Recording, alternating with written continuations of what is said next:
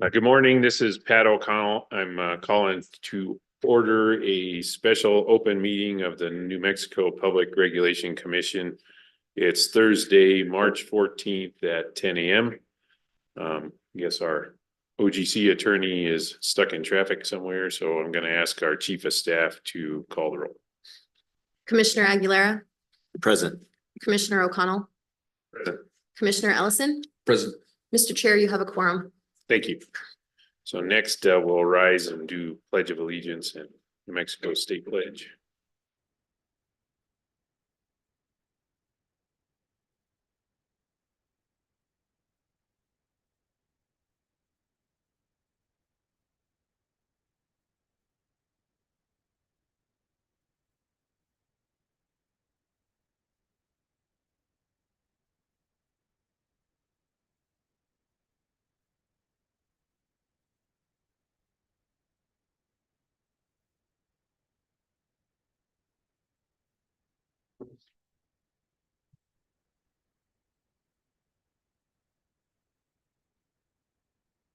Commissioners, we've got an agenda in front of us. Does anybody have any revisions or changes to the agenda that was posted? No, thank you. I do not. I don't either. Thank you. Okay, so we will proceed with the agenda that was posted prior to this meeting. Next step is public comment. Mr. Rodriguez, if you're online, do we have anybody registered for public comment?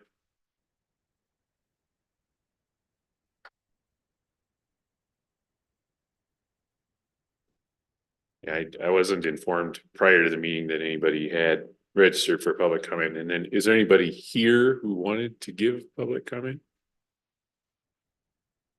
Seeing none, we'll proceed. Announcements, commissioners, do you have any announcements? No, thank you.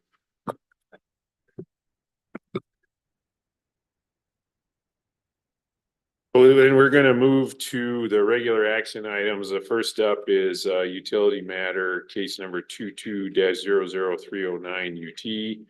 We're going to start with a presentation from Mr. Martinez from the OGC's office.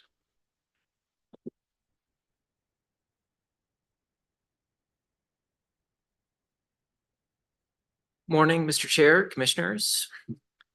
So this matter concerns New Mexico Gas Company's application for a CCN to construct and operate a liquefied natural gas storage facility in Rio Rancho, New Mexico. The hearing examiner issued the recommended decision last month. Gas Company filed exceptions. We received responses to those exceptions from several parties. What is before the Commission today is a proposed final order adopting the recommended decision with modifications. The effect of that final order would be to deny Gas Company's CCN application. So unless the Commission has any questions now, I'd provide a little context to that final order by describing first what the recommended decision does, and second, how the final order adopts and modifies that recommended decision. Okay. So the top line summary of the recommended decision is that it would deny the CCN application, and it would do so in two ways. First, the recommended decision applies the Commission's longstanding CCN standard. That is, the recommended decision analyzes whether the proposed facility provides a net public benefit, whether the applicant considered alternatives before going forward with the project, and whether the project is the most cost-effective among feasible alternatives. Applying that standard, the recommended decision found that the CCN didn't meet that standard. Second, the recommended decision found that the project was discretionary, and because of that, it was appropriate to apply a heightened standard of review to the CCN application. In applying that standard, the recommended decision found that the application did not meet that heightened standard. And within the recommended decision, this first net public benefit standard and second heightened standard analysis, those serve as independent alternative bases for the outcome it recommends. So either would be sufficient for the outcome that the recommended decision made, which was denying the CCN application. So that's the recommended decision. Moving on to the proposed final order. The top line summary for this one as well is that it would deny the CCN application. As explained in the final order, the mechanism for doing so would be by adopting, with some exceptions, the recommended decisions analysis regarding the net public benefit standard. So that's kind of the big ticket item. In addition to that, the final order would explain points of divergence from the recommended decision and respond to exceptions. There are 4 general parts to that discussion.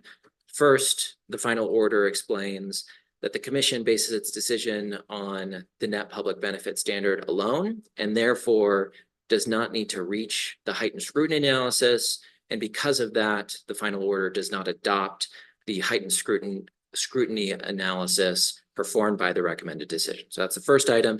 Second, the final order responds to gas companies' exception regarding the exclusion of certain evidence. Third, the final order addresses how timeliness considerations should impact the commission's CCN analysis. And fourth, the order clarifies that while the commission has not considered a benefit cost analysis in this case, it's not a basis for its decision, it may consider benefit cost analyses or similar analyses in future cases as part of the existing net public benefit standard. So I would recommend that the commission approve the proposed final order adopting the RD with modifications, and I'm happy to answer any questions that the commission may have. Yeah, thank you for that presentation. Commissioners, do you have any questions or discussion on the proposed final order?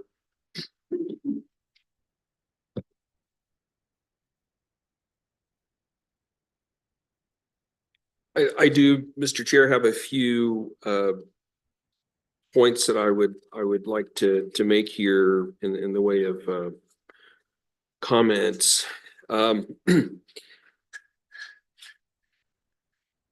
My overall feeling about this case is that when we look at a certificate of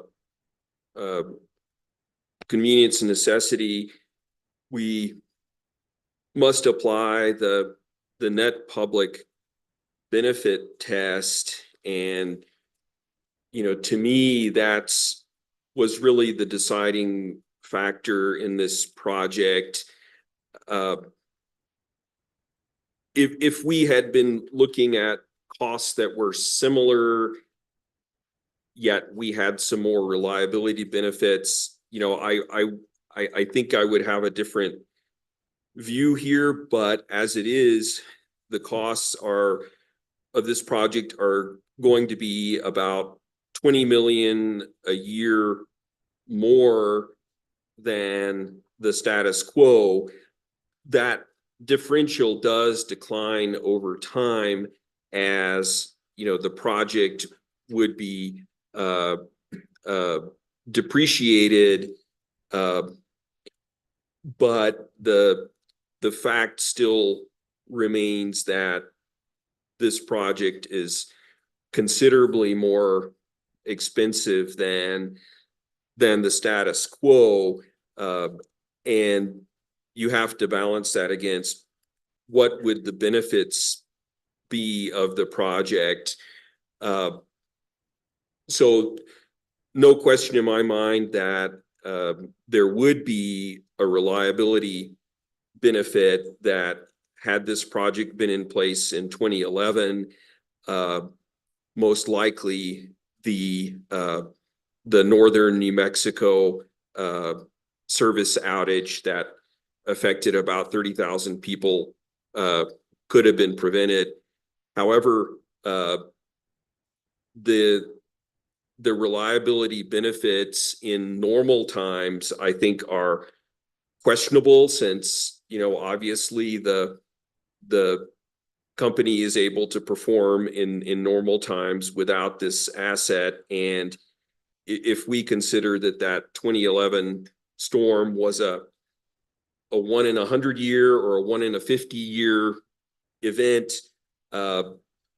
it seems like a fairly hefty price tag to pay for something that should occur on a relatively infrequent basis. The other matter is, there was really a dual request from the commission in the case, in the final order in case 2195, which dealt with the extraordinary gas costs and the recovery of those costs from ratepayers.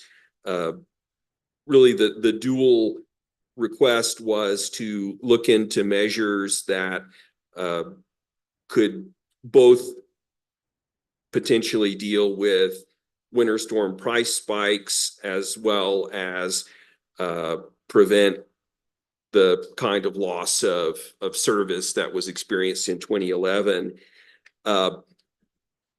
This project is, in terms of withdrawal capacity, is very close to being a substitute for what the company currently has in the Keystone facility. The Keystone facility has a withdrawal rate of about 190,000. I think it's standard MCF per day, and the LNG facility would have 195,000 MCF per day withdrawal capacity. There are some nuances there, but they're very similar. The main difference would be that presumably the LNG facility would, because it would be under the company's control, that it would be, the company could take measures to ensure that it's winterized and that it would have higher reliability in the winter.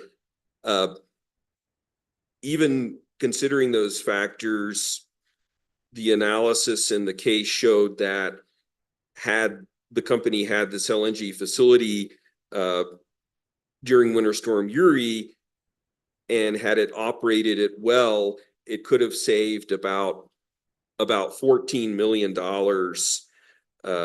out of the $107 million extraordinary costs that were paid for gas. So in my view, when we compare, if we assume that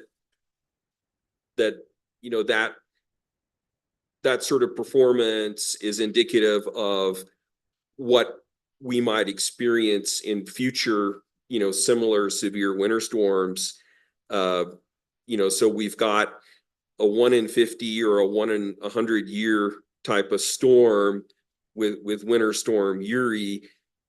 We can save maybe 15% of the extraordinary gas costs. In this case, it was $14 million. But we've got to pay $20 million a year every year to have that insurance, to have that capability. It just doesn't seem to me that the costs justify the benefits that you get from the project. Also, obviously the current commission wasn't in place when the gas company filed at the end of April 2022 its analysis of options, and then subsequently filed this proposal, this application in mid-December of 2022. What I would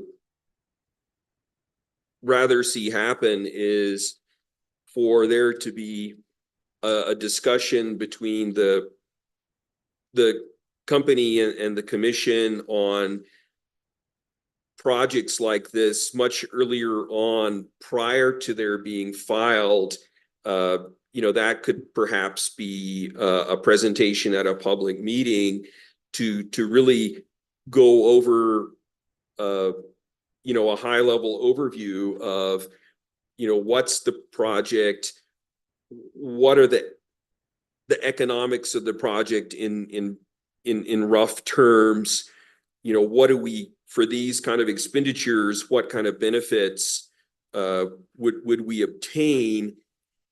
And, I think it would have saved, a lot of time and expense had we been able to have that conversation. I'm personally always open to that. I do understand with our current ex parte rules, meeting one-on-one on something that may become a case before the commission is problematic. However, I'm personally open to reconsidering that rule, and I'm always in favor of having communication with the company in an open meeting. And I think in this case, it could have, really saved a lot of time and expense. And, so I do feel like, the company put forth a lot of effort here, and I do think that they felt that they were responding to a commission request to propose something that would prevent a recurrence of, the 2011 outages, as well as the price spikes in Winter Storm Uri. But ultimately, I think just the cost of this project really outweigh the benefits, at least in terms of how I'm evaluating them. Thank you for that. You want to? Thank you for those comments. Well, I will be very brief because the recommended decision as modified, as proposed, does a very good job of describing why I will vote for the order that you've proposed. I do want to highlight one aspect with respect to the benefit cost analysis. I understand why the hearing examiner in this case decided not to require one, to require one. When being asked to consider the net public benefit, that is something that I will want to consider as part of making that decision. I want to thank all of the parties that participated and made tremendous efforts to make sure that this case was discussed to the length that it was. It's a case of a lot of significance, and so I'm glad that it got the attention that it deserved. So thank you to everybody who participated. That's all. Yeah, thank you. And I just want to start by thanking the hearing examiner for the thoroughness of the recommended decision. The recommended decision explores many arguments, both for and against the proposal, and many of them end up not determining the outcome. As we get to this final order, it's really about cost effectiveness and the root CCN standard. And so that's how this process is supposed to work. So took on a big job, did a big job, and now we're left looking at it just on what does the CCN require. And so just to echo what we've heard already, I find that this facility isn't cost effective. It's company's own testimony is it's more expensive than status quo. The Attorney General's office talks about a 10% revenue requirement increase when the thing comes online. So then you're left with, okay, I know this is going to cost more. I know that what the gas company does is difficult. will this solve the risks? And the testimony is it doesn't solve the big risks, very expensive customer bills, like what we saw last winter. Those came from the fact that gas was expensive. This storage facility wouldn't help with that. It also, the risk of loss of supply, that comes from the interstate pipe system. So this would help on peak day against that, but it doesn't solve that risk either. So if we're not knocking down the big risks, then the day-to-day benefits worth it. And so we're sitting here, without a benefit cost analysis. I'm doing my own version of that. So I'm sitting here balancing the certainty of an expensive facility against uncertain benefits. And so it's hard to say yes to that. Then just add one more thing that's not in the recommended decision that entered into my thinking. It's also, while I'm sitting here thinking, is the benefit worth the cost? One of the things that was persuasive for me was that the only customer advocate in this case, New Mexico Attorney General, is very adamantly opposed. Meanwhile, the other half of the gas that flows through gas company system, the transportation customers, nobody intervened in the case. And so those customers are more sophisticated than I am. They buy their own gas. Running their business requires a reliable supply. They're facing the same reliability risk as a residential customer. And they didn't come to say, hey, this is important enough that I am willing to pay more in my bill for the benefit that this facility provides. So in that world, I was having a hard time saying yes to this facility. So again, I know this is tough. Clearly a lot of work went into it. I've worked in the gas control room. I know that it can be very difficult day to day, minute to minute. It's probably more difficult than it was when I was there. But having said that, I just can't land in a spot where I can say that the cost will deliver a benefit that justifies paying for it. So having said that, I'll just move on to if there's any reaction. Do you have any follow-ups on that? Mr. Chair, I had just a couple more comments. Clearly, the underlying issue still remains that customers are still, and New Mexico Gas customers are still exposed to winter price shock, to the potential of another storm Uri, and the potential of being greatly exposed to the price shock. I don't think that this particular application went far enough in really addressing that particular problem. I do feel that more comprehensive analysis is needed. The company and the record expressed that their view that financial hedging would be too expensive to greatly reduce this winter price shock risk.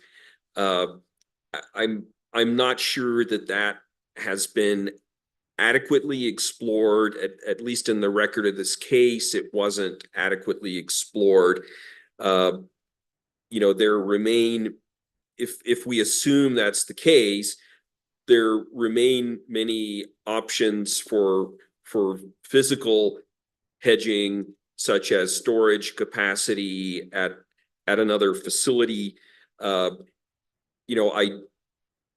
think that since it does appear that the withdrawal capacity is really a key factor in how well can the gas company mitigate exposure to the spot market in the winter. Perhaps the amount of withdrawal capacity at Keystone is really not sufficient, and exploring, expanding that capacity may be logical. But I guess really all I'm suggesting here is at some point I do think that a more comprehensive look at both the financial and the physical hedging would make sense. I don't know how conservative the company is being now when they calculate what is base gas. I mean, because we know that the company hedges base gas in the winter and does not hedge swing gas, which are the amounts on top of it that it's not able to predict. But when you calculate the base gas, you could calculate it based on a warm winter, which would give you a smaller amount of base gas and leave you more exposed to the market. Or you could be a little more aggressive in how you calculate it, and calculate the base gas on an average winter, which would leave you less exposed. And clearly one advantage of Keystone is the injection capacity, and so the company retains the ability to hedge a little more and inject, be able to inject into the storage facility when they've overestimated. So I don't want to prescribe anything because I can't, but I do think that this whole experience really calls out for a more comprehensive look at gas supplies and storage, and really drilling down on what really so it's an insurance policy. Having more, even more physical gas hedging is an insurance policy, and what's the right balance between cost and benefit. And I think we've said here that this particular application doesn't meet that test, but I have to believe that there are some other options out there that would. Yeah, I just wanted to add that I see where the gas company is coming from in terms of feeling like they can not rely on Keystone. I think there is some uncertainty there. I think the hearing process did a good job of discovering that perhaps those concerns don't rise to the level of the extent that it sort of feels like they do, just given the actual history. But I do think that I do understand where the gas company is coming from, and why they're in a position where they need to make sure that they have sufficient gas supply, and that it's affordable, and that it's reliable. And so I do want to recognize that aspect of it. I'll throw in just kind of a funny analogy here. I remember when my son was an infant, and bringing him on a plane, I was always nervous that he was gonna throw a fit. And he was always really good, but I was always still really nervous the entire flight that he was, gonna lose it. And it's just a little bit of humor there, but I just want to note that there is a responsibility that the gas company has that they're trying to meet, and so I understand that aspect. Yeah, thank you. Okay, so I'll move for adoption of the final order proposed in this case. A second. Any more discussion, questions before we vote? Mr. Cameron? Commissioner Ellison. Aye. Commissioner O'Connell, Aye. Commissioner Aguilera. Aye. The motion to approve the order as presented in 22-00309 UT passes unanimously, Mr. Chair. Thank you. Thank you, Mr. Martinez. Okay, so next up, we have case 22-00178 UT. That's Southwestern Public Service Company's grid mod application and a presentation from Ms. Stephens. Good morning. Good morning, Chairman, Commissioners. Before the Commission today for consideration is an order partially granting rehearing on SPS's grid modernization application. SPS filed a timely motion for rehearing, and there were no responses to that motion. As part of that motion, SPS asked for clarification as to whether the Commission was requiring SPS to move forward with grid modernization, and the order in front of the Commission today clarifies that SPS's grid modernization application has been approved by the Commission via final order, and since a final order has been issued, SPS is required to move forward with the company's grid modernization application as approved by the Commission. SPS asked the Commission to reconsider allowing SPS to collect carrying costs on the retired legacy meter balance. And the order denies that request and reaffirms that SPS can continue to depreciate that balance with carrying costs until the legacy meter balance is taken out of rate base. And once the legacy meter balance is removed from rate base and the regulatory asset is created, SPS cannot collect a return on that balance. And relevant to that issue is SPS asked the Commission to reconsider whether a regulatory asset should be created or when the regulatory asset should be created for the legacy meter balance. And the Commission had originally adopted a recommendation that the regulatory asset be created at the next rate case, but that recommendation was based on an assumption that SPS's last rate case would be decided after grid mod, and that was not the way it worked out. So as part of the motion for rehearing, SPS provided testimony stating that the next rate case is estimated to come next year, and the legacy meters will not be removed in time for its next rate case. And so asked for reconsideration, which the Commission grants. And it allows SPS to create a regulatory asset when all the advanced meters have been installed.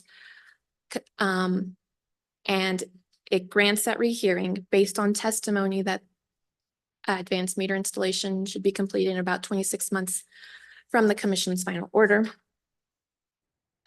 SPS asked the Commission to reconsider the grid mod, that the grid mod rider be based on projected versus historical costs. The Commission grants rehearing on that issue. And on the issue of time of use rate design and reporting metrics, the order allows the processes negotiated by stakeholders in various dockets to be carried out as negotiated. And Commissioner Ellison had some edits to the order, which I'll allow him to present. Thank you for that. Any questions for Ms. Stephens before we move on to Commissioner Ellison's presentation? Thank you.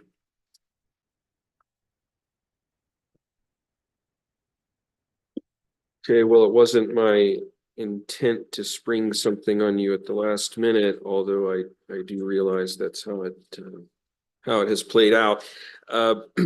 So my proposal here really is more of a procedural one, and it's in paragraph number 27 of the draft sent out last night. in a nutshell, the idea here is to, since we take the overall concept that legacy meters that have been removed from service, there should not be a return on those meters.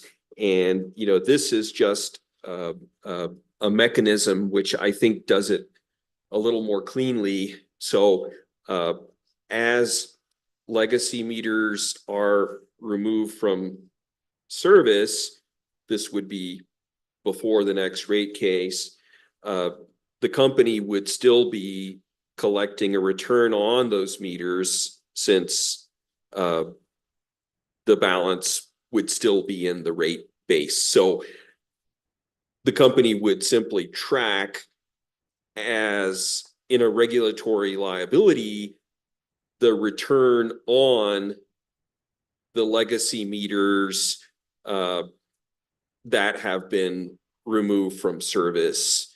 And there would still be a depreciation on those meters until the next rate case.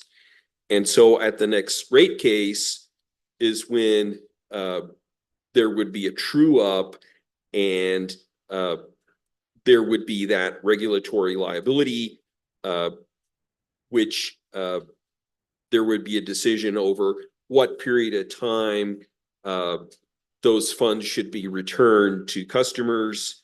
And of course, at that point, the undepreciated legacy meter balance would be removed from the rate case. And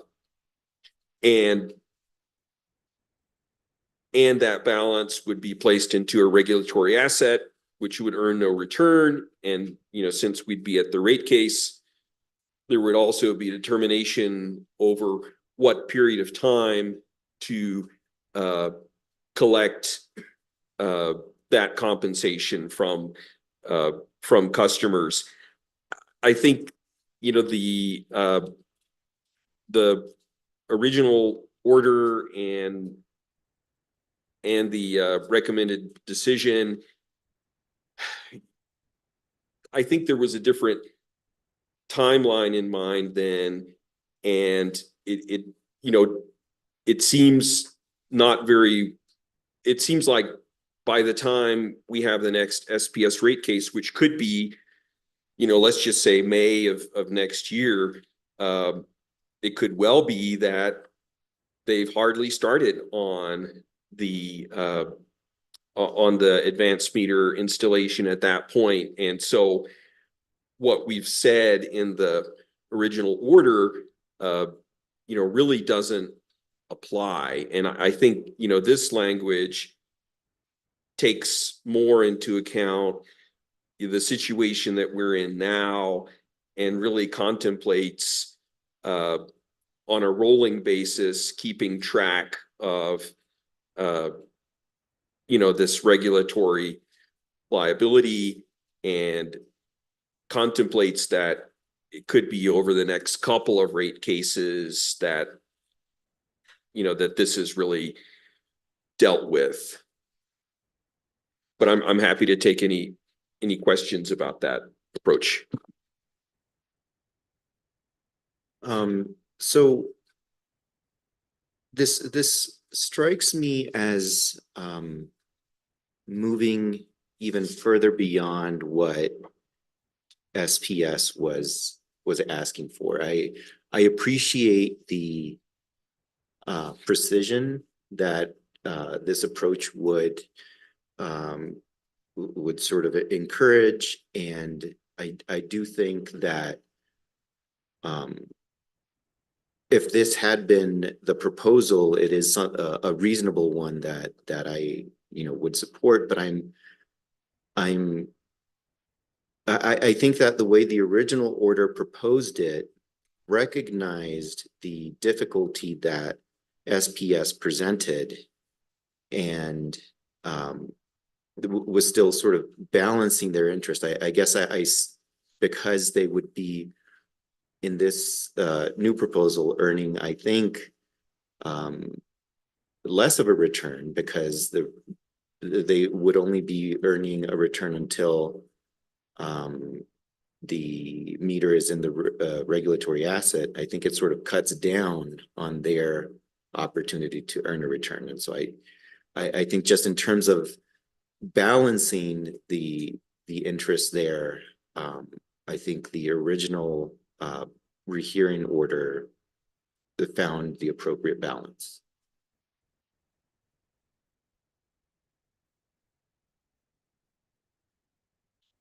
I guess just to respond to that, I guess one aspect of the regional order obviously was that the costs of the grid modernization effort would be determined based on historical costs, and so there would be a regulatory lag in compensation for the investment.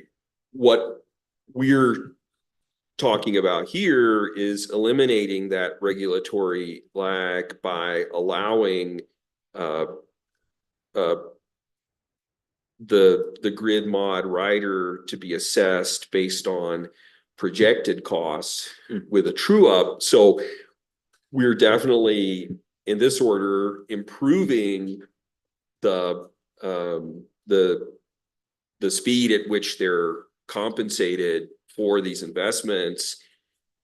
And you know, I really see this as being a fair match, that you know there's no delay for the company in collecting compensation and a return on the grid mod program. At the same time, you know, we've said no return on legacy meters once they've been removed from service. And, you know, I think that's a fair, I think it's a fair thing to do to have both of these matched.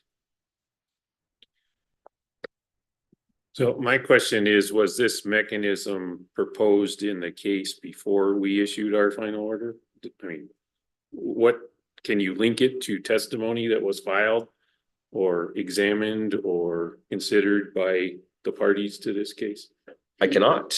And, you know, the reason for that is that it was really not explored in testimony. The company asked for a full a return on the legacy meters even after they've been removed, and the parties, many of them said no, that's not fair. But there was, in the record, there was never an exploration for, well, what happens if we don't grant what the company wants? What is an appropriate mechanism? You know, I will say that, you know, I view this as more of a procedural mechanism for how to implement the overall dictum that there should not be a return on legacy meters once they've been removed.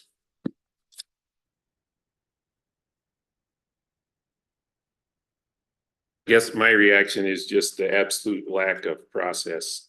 I can't support sticking something in the case now after we've issued a final order, because where we're at now is a motion for rehearing. So this just, I'm not a lawyer, but this just glares to be a process violation. I guess again, in my view, in the rehearing, we've reopened the case, and I think what we've described in the order doesn't really work, and so I think we're proposing something that does work. So I understand your objection to that, but I do see this as more of a procedural issue. Yeah, just based on my experience working with these things, like, for example, the El Paso rate case, just because we've reopened the case in response to a motion for rehearing, that's not an infinite reopening. The number of issues that can be considered and the extent to which they should be considered is pretty limited at this point, from my point of view. And also, having said that, it kind of looks to me like we're just predetermining what's going to happen in the next rate case. And I also think that's a bad approach. It could be if I'd had more time to look at this, or if this is something that we discussed in the deliberative session when I could have gotten legal advice. I'm not going to ask for legal advice in the open forum here. So the safe thing to do, based on this, just looks like a flat up process violation, is I can't support it. Yeah, and I'll add to that, I think the proposal that we have before us in the original rehearing order is reasonable. SPS highlighted that they might not be able to install the meters by a certain time, and therefore what we included in our final order does not work. And this order recognizes that SPS's point and accommodates that. And so I think that the proposal in the original rehearing order does work.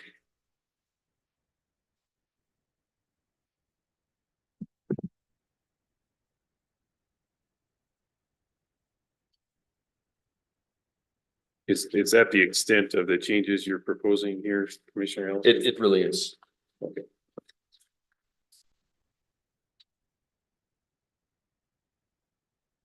But then just getting back to, I guess I'm gonna move the order that OGC's office has proposed to us. And it's what's in our binder for today. It does not adopt the additional mechanism proposed here. I will.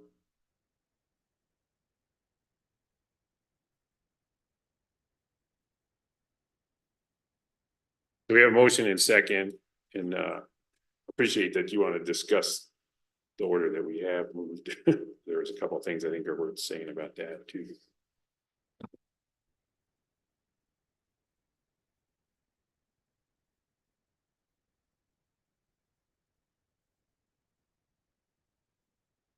You have the floor. Oh. Yeah, no, I don't think I have other comments to make. Okay, I just wanted to point out something that, you know, was a question that came before us for this motion for rehearing, is whether companies should proceed with a plan after they've been ordered to do so. So the answer to that's yes. And I think the order speaks for itself. I don't need to go into that anymore. I would just say it was just kind of an odd request to me. Kind of impairs the company's credibility, because we went through a big case and heard how important these grid modernizing improvements are in terms of the company's ability to provide a modern level of service.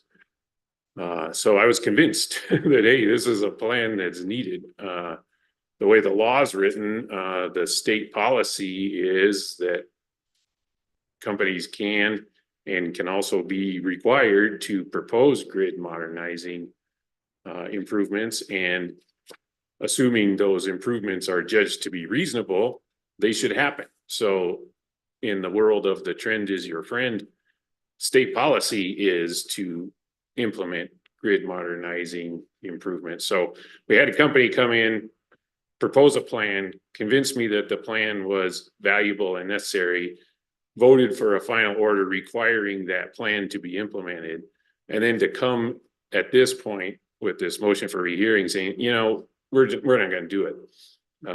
Just struck me at a minimum as odd. I think it really does cause me to question what the company's telling me when they say things are needed. So just wanted to emphasize that point that's in this order. Commissioners, do you have anything else you'd like to add to the discussion here before we vote?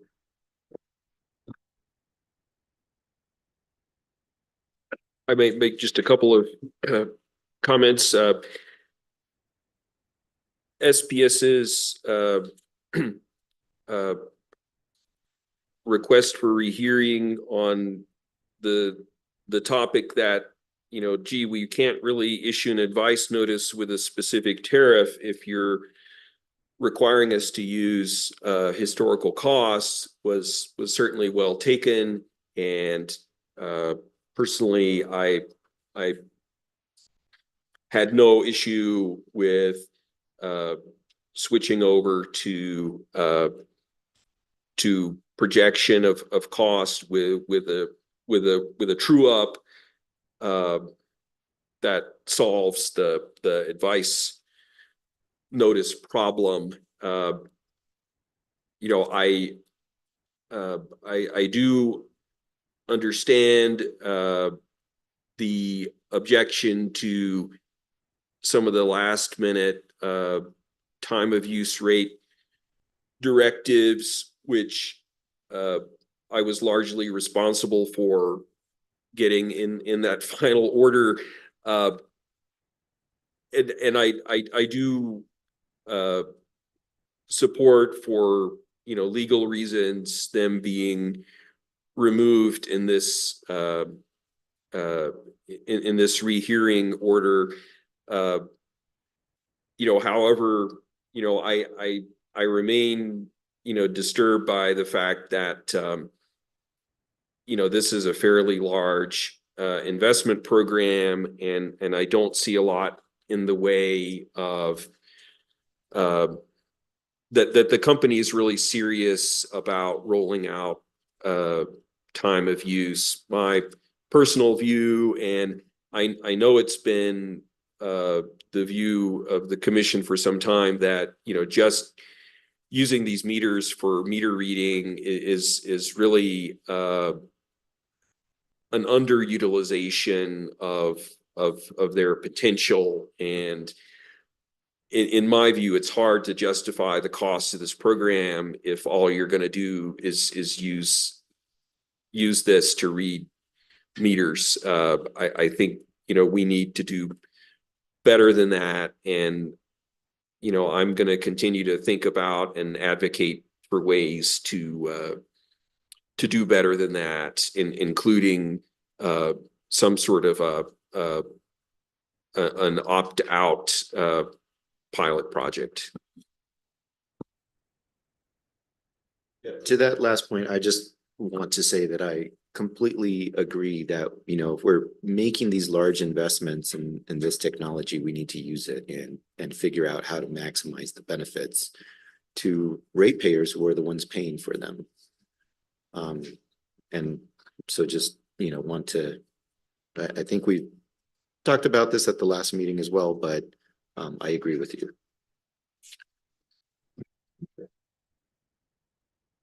Thank you both. Any more discussion, questions for OGC before we vote? And just want to say one more time that we're voting on the proposed final order as it existed before 6 o'clock last night. Please call the roll. Commissioner Ellison, Abstain. Commissioner O'Connell, Aye. Commissioner Aguilera. Aye. The motion to adopt the final order as written by OGC before modifications from last evening passes 2 yes and 1 abstention. Okay, so next item on the agenda is we've got case 23-00040 UT. Mr. Fisk, if you'll remember, this item was put on the table at our last open meeting just to give everybody a chance to look at the last minute changes that had come in on the proposed final order. So we have it before us again. Does anybody need a rehash of what this is about from Mr. Fisk, or we could just move straight to questions? So I'd say if anybody's got questions for Mr. Fisk on the draft or proposed order in front of us, please, now's the time. I don't have any questions. Yeah, I don't have any questions either.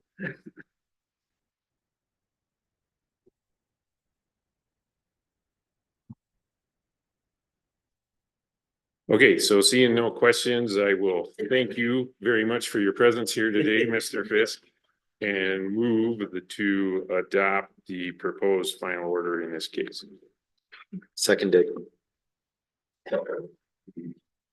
Commissioner Ellison, Aye. Commissioner O'Connell, Aye. Commissioner Aguilera. Aye. The motion to adopt the order passes unanimously, Mr. Chair. Thank you, Mr. Chairman, Commissioners. I guess we don't have to ask you about your hourly rate. Okay, so next item on the agenda is communications with commissioners. Commissioners, do you have anything you'd like to bring up at this meeting?